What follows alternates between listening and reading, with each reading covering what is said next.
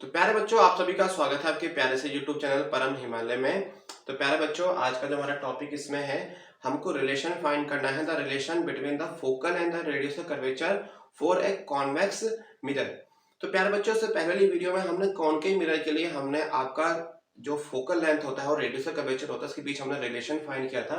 अब इसमें बेटा हम लोग क्या करने जा रहे हैं कि जो आपका क्या होगा, आपका ये आपका देखिए कॉन्वेक्स मिरर है और ये इसका रिफ्लेक्टिंग सरफेस है और ये इसका क्या इसका है, ये इसका प्रिंसिपल एक्सिस है ना, ये इसका प्रिंसिपल एक्सिस है। अब बेटा इसके लिए हमको बेटा क्या करना है, अपना हमको फोकल लेंथ और रेडियस ऑफ कर्वेचर के बीच रिलेशन फाइंड करना है। तो उस बेटा हम ऐसी अप्रोक्सीमेट मान लेते हैं कि बेटा ये आपका पॉइंट एफ है और ये पॉइंट आपका क्या है, आपका पॉइंट सी है, क्योंकि इसकी फोकल लेंथ इधर होती है ना। तो ये इसका पॉइंट एफ है, ये पॉइंट क्या इसका सी है। चलिए, तो प्यारे बच्चों, हमको क्या पता है कि ऑब्जेक्ट आपका यहाँ पर होता है और when the light come from the infinity, तो जब बेटा रे आपकी इंफिनिटी से आती है, तो जब बेटा रे कहां से आपकी आती है, इंफिनिटी से आती है, तो प्यारे बच्चों आफ्टर रिफ्लेक्शन बेटा एक्चुअली क्या होता है, वो आपका रिफ्लेक्टेड बैक हो जाती है ना। बेटा क्या होती है आपकी, वो रिफ्लेक्टेड बैक हो जाती है। तो लेकिन जब बेटा हम लोग यहाँ पर हमारी आइस होती है, तो हम लोग बेटा क्या देखते हैं अपना कि बेटा वो एक्चुअली रे बेटा आ कहाँ से आपकी रही है, वो आपकी फोकल लाइन से आते हैं। जब उसको पीछे ट्रेस करते हैं हम लोग उसको, तो जब बेटा हम उसको बैकवर्ड ट्रेस करते हैं, तो डेट केस में हम लोग क्या देखते हैं कि जो आपकी रे इन्फिनिटी से आपकी आ रही है आफ्टर रिफ्लेक्शन, वो हमको लगता है कि appear to come from the focal point. चलिए, अब प्यारे बच्चों एक्चुअली हमको यहाँ पे क्या करना है, हमको यहाँ पर आपका, अब बेटा यहाँ पर हमको नॉर्मल ड्रॉ करना है ना। बेटा क्या ड्रॉ करना है, नॉर्मल। तो नॉर्मल बेटा कैसे ड्रॉ होगा, देखिए यहाँ पर हमने देखिए यहाँ पर अप्रोक्सीमेटली बेटा क्या मान लिया आपका ये, कि देखिए जो आपका सेंटर पॉइंट होता है, आपका इससे पहले मैंने आपसे डिस्कस किया था, जो आपका सेंटर पॉइंट होता है आपका रेडियस ऑफ कर्वेचर का या सेंटर ऑफ कर्वेचर का, वो बेटा हमेशा आपका स्फेरिकल मिरर से बेटा क्या बनाता है, आपका नॉर्मल बनाता है ना। तो बेटा यहाँ से हमने नॉर्मल ड्रॉ कर लिया, तो ये आपकी नॉर्मल रे हो गई, तो उसको नाम दे देते हैं आपका ए, ये पॉइंट बी बेटा आपका हो गया, ठीक है, ये आपका एफ हो गया, सी हो गया। तो प्यारे बच्चों देखो, ये एंगल बेटा कितना आपका होगा, ये एंगल आई होगा और ये एंगल कितना होगा आपका, एंगल आर होगा, है ना। तो एंगल आई बेटा किसके इक्वल होता है, आपका एंगल आर के होता है। तो यहाँ से ये एंगल आई इक्वल टू क्या है, एंगल आर है। तो एक्चुअली दोनों एंगल आई और दोनों एंगल आर आपकी इक्वल है, तो इसको हम क्या मानते हैं, इसको हम थीटा मान लेते हैं, है ना। इसको क्या मानते हैं अपना, तो कि दोनों जब आपकी इक्वल है तो उसको थीटा मान सकते हैं हम लोग यहाँ पर। तो इस केस में हम लोग क्या करते हैं, इसको यहाँ पर इसको हम थीटा मान लेते हैं आपका, इसको यहाँ पे मैं थीटा लिख लेता हूँ आपका, और यहाँ बेटा मैं क्या लिख लेता हूँ आपका, मैं थीटा लिख लेता हूँ, ठीक है। चलिए, अब प्यारे बच्चों देखो यहाँ पर एक्चुअली क्या होने वाला है आपका ये, तो यहाँ पर बेटा मैं एक आपका नॉर्मल ड्रॉ कर रहा हूँ, ये नॉर्मल मैंने ड्रॉ किया आपका बी एन। तो प्यारे बच्चों, है ना, इस रे को मैं एक्चुअली थोड़ा हल्का सा आगे बढ़ा रहा हूँ, इसको थोड़ा हल्का सा आगे बढ़ा रहा हूँ। अब प्यारे बच्चों एक्चुअली मुझे यहाँ पर एंगल निकालना है, तो देखिए अगर ये एंगल थीटा है, तो ये वाला एंगल बेटा कौन सा आपका होगा, कोरोस्पोंडिंग एंगल से, तो ये आपका थीटा हो जाएगा, है ना। देखिए अगर ये एंगल थीटा आपका है, तो देखिए इसके सामने वाला बेटा क्या है, ये वाला पॉइंट है इसका, है ना। तो ये एंगल कितना हो जाएगा, आपका हो जाएगा थीटा हो जाएगा कोरस्पोंडिंग एंगल से। और ये एंगल अगर थीटा है, तो बेटा ये वाला एंगल कितना बेटा आपका हो जाएगा, ये भी थीटा आपका हो जाएगा कोरस्पोंडिंग एंगल से, है ना। चलिए, तो देखिए अगर मैं यहाँ पर नोमेनक्लेचर कर दूं, आपका कोई पॉइंट आपका क्या है, आपका ये जेड है आपका, है ना, ये जेड है।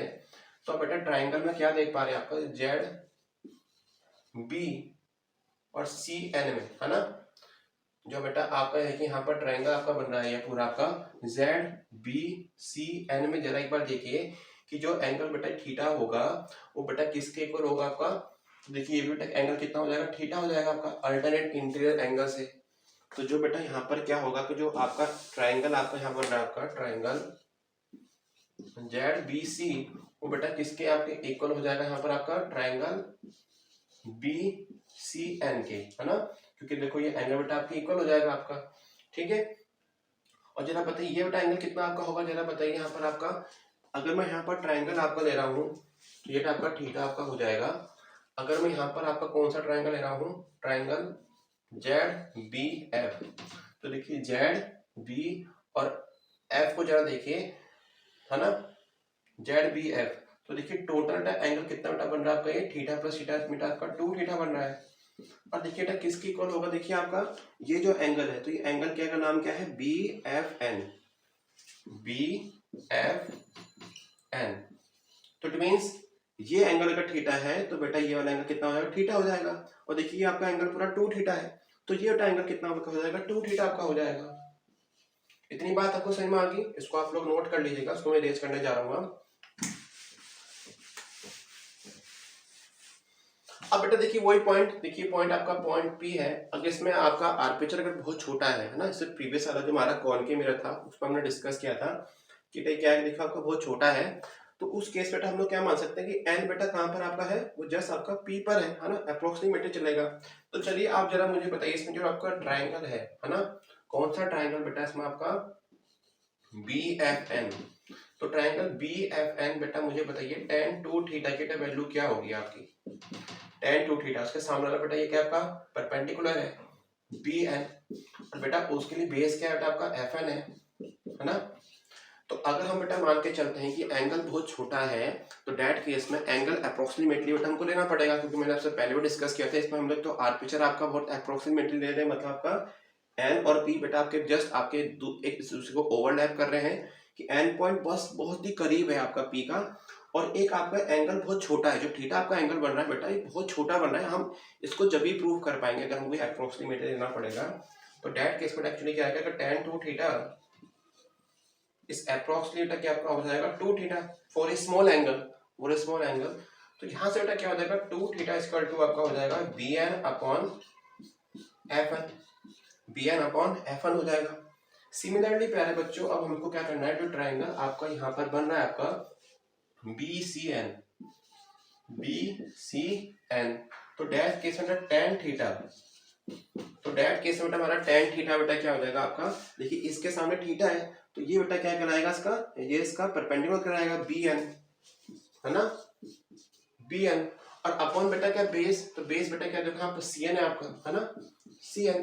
तो वही केस अगर ये थीटा बेटा बहुत छोटा है आपका स्मॉल एंगल है, तो डैट केस में जो tan थीटा बेटा आपका होगा वो आपका अप्रोक्सीमेट थीटा आपका हो जाएगा है ना। तो यहाँ से आपकी थीटा की वैल्यू कितने निकली आपकी B N upon C N. तो ये आपकी इक्वेशन फर्स्ट हो गई, ये आपकी इक्वेशन सेकंड हो गई। अब प्यारे बच्चों देखो स्टेप बिल्कुल सेम है आपका। अब जो एंगल थीटा की वैल्यू है उसको बेटा इस वाले में पुट कर दो है ना, जो थीटा यहाँ पर है और ये थीटा आपकी है, थीटा की वैल्यू यहाँ पर 2 थीटा वाला पार्ट है इसमें थीटा की वैल्यू पुट कर दो। चलो उसको मैं पुट करने जा रहा हूँ आपका, मैं इसको आप लोग नोट भी करते रहिएगा। तो देखिए यहाँ पर बेटा आपकी इक्वेशन कितनी है, 2 theta equal to B N upon F N है ना। तो 2 इंटू थीटा, तो थीटा बेटा कितना देखो आपका है बी एन है अपॉन सी एन, बेटा किसके इक्वल होगा आपका B N upon F N के है ना। तो बी एन से बी एन बेटा यहाँ से कट हो जाएगा आपका, बी एन से बी एन बेटा कट हो गया, तो यहाँ से बेटा क्या देखिए यहाँ से निकल कर आपका आ गया 2 upon C N equal to 1 upon F N. तो एफ एन को यहाँ ले जाओ, तो 2 F N equal to C N, ठीक है। अब प्यारे बच्चों देखो एफ एन किसकी वैल्यू है, देखिए एफ से लेकर आपकी एन की वैल्यू है ना, इसको मैं आगे सॉल्व करने जा रहा हूं आपको मैं। तो प्यारे बच्चों अगर यहाँ पर आपका जो आर्मेचर है बहुत ही स्मॉल है, तो डेट केस में हम लोग क्या मान सकते हैं कि जो आपका पी एफ है वो बेटा अप्रोक्सीमेट किसके इक्वल आपका है, वो जो आपका पी एफ है वो बेटा अप्रोक्सीमेट किसके आपका है एन एफ के इक्वल है ना, एन एफ के है या आपका एफ एन, इसको हम एफ एन ही लिख देते हैं आपका हम, ठीक है। तो जो बेटा आपका क्या है आपका एफ एन है वो बेटा अप्रोक्सीमेट किसके इक्वल आपका हो गया एफ पी के, बेटा किसके इक्वल अगर आपका है अप्रोक्सीमेट अगर आपका एफ पी के इक्वल है, तो देखिए इसको हम लोग क्या बोलते हैं कि जो आपकी डिस्टेंस होती है पोल की कहाँ से आपकी फोकल पॉइंट से, उसको प्यारे बच्चों हम लोग क्या बोलते हैं, उसको बोलते हैं एफ। तो यहाँ बेटा कितना आपका आ जाएगा 2f है ना। और देखिए सी एन, तो सी एन बेटा एक्चुअली क्या है सी से लेके पोल की डिस्टेंस, अगर बेटा ये एन पी और एन बहुत ही नजदीक है, तो डेट केस में जो आपका क्या आपका सी एन होगा बेटा अप्रोक्सीमेटली किसके इक्वल होगा आपका सी पी के इक्वल होगा। और बेटा हम इसे क्या बोलते हैं आपका सी पी का सेंटर से कर्वेचर से पोल के बीच के डिस्टेंस को हम लोग बोलते हैं आपका रेडियस। तो उस केस में बेटा यहाँ पर हम लोग क्या बोल सकते हैं इसको आपका हमको, ये आपका हो जाएगा आर। तो इस दोनों की एफ एफ है ना, इसको मैं 2f यहाँ पर लिख देता हूँ आपका मैं है ना, सॉरी ये आपका फोकल पॉइंट हो जाएगा एफ, और सी एन बेटा एक्चुअली बेटा क्या हो जाएगा आपका, देखिए यहाँ पर आपका ये आपका आर हो जाएगा है ना। ये आपका आर हो जाएगा। तो एफ और आर की वैल्यू यहाँ पर बेटा पुट कर देते हैं यहाँ पर आपका, तो यहाँ से क्या निकलेगा आपका 2f इक्वल टू आर या R equal to F by 2। तो प्यारे बच्चों देखिए आपने स्फेरिकल मिरर के कॉन के मिरर और कॉन्वेक्स मिरर के दोनों के लिए बेटा हमने यहाँ पर रिलेशन फाइंड किया है रेडियस ऑफ कर्वेचर और फोकल लेंथ के बीच में। दोनों के केस में हमारा रिलेशन क्या निकल रहा है आपका है R equal to F by 2। तो इट मीन्स जो आपका रेडियस ऑफ कर्वेचर आपका होता है, इट मीन्स जो पोल से सी की बीच जो डिस्टेंस होती है वो आपकी किसी भी मिरर के लिए है ना, उसकी फोकल लेंथ की डबल होती है।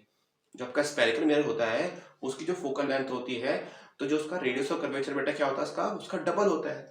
तो प्यारे बच्चों it is all about the this topic. तो प्यारे बच्चों अगर आपको मेरी वीडियो पसंद आई तो चैनल को लाइक और सब्सक्राइब जरूर कीजिएगा और कमेंट सेक्शन में जरूर जाके बेटा कमेंट कीजिएगा कि कैसे आपको मेरी वीडियो पसंद आई और इसमें आप क्या क्या इंप्रूवमेंट चाहते हैं भविष्य में मैं कैसे अपनी टीचिंग स्किल को इंप्रूव कर पाऊँ। तो प्यारे बच्चों ठीक है, तो आप इसे नोट कीजिए। तो प्यारे बच्चों खुश रहिए, मस्त रहिए और जिसको एंजॉय कीजिए। Thank you for watching. जय हिंद।